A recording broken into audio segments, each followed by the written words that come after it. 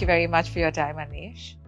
We wanted to talk to you about your personal passion that we have seen so evidently on the whole idea of diversity and inclusion. We think you're a very inspirational leader. We find you slightly challenging as a client, but we'd love to understand from you, why is it so personal for you and what does it mean to you? This is a very important area, Amrita. And what I've seen is in many companies around us, um, diversity is not given the level of importance, or possibly in the culture around us. There are certain glass ceilings or certain constraints. And first, from an organization standpoint, diversity is very important because it's about bringing in diverse ideas. It's about bringing in diverse mindsets. And that helps us make better decisions.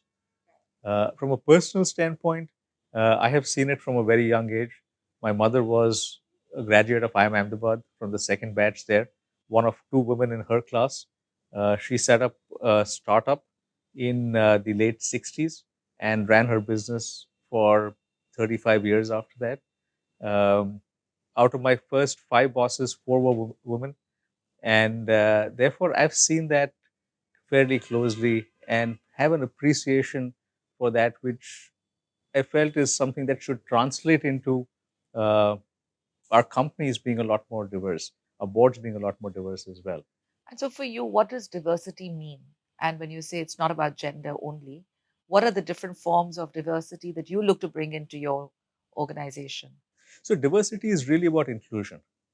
It's about gender, it's about different ethnic backgrounds, it's about different mindsets, LGBTQ, it's about people with disabilities having equal access to everything.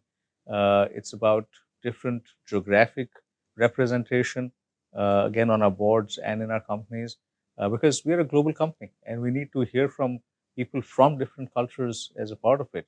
And most important is for everyone to have the ability to speak up, and that the fact that their voices should be heard in any context, whether it's a decision on a small topic or whether it's an acquisition that we're deciding on. So it's about having that diversity and having the diversity of thought that comes into the decisions we make.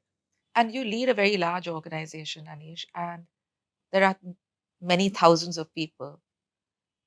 And while you may speak of diversity, how do you make sure that all those many thousands of people really feel the need to include other points of view? It's a journey. It starts with setting an example. It starts with welcoming thoughts from everyone, regardless of hierarchy, regardless of their background, ethnicity, or anything else. And as people see that and they see the value that's given to that thought process, hopefully many of our leaders and teams start imbibing that as well. It's not something that I think we can mandate.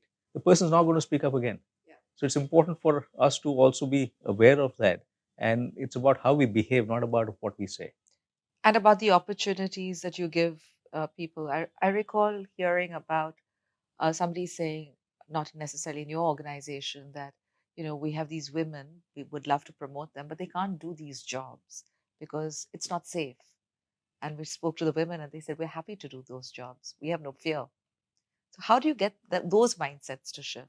So this is really about equality. And as we look at a rice philosophy is really about equality as one of its three key pillars.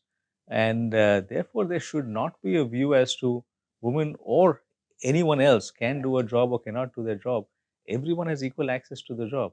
The one thing I do have a strong view on is there should never be any quotas, because everyone should earn the job. And there should never be anyone in an organization that points to someone and says they are here because there was some preference or a bias towards that.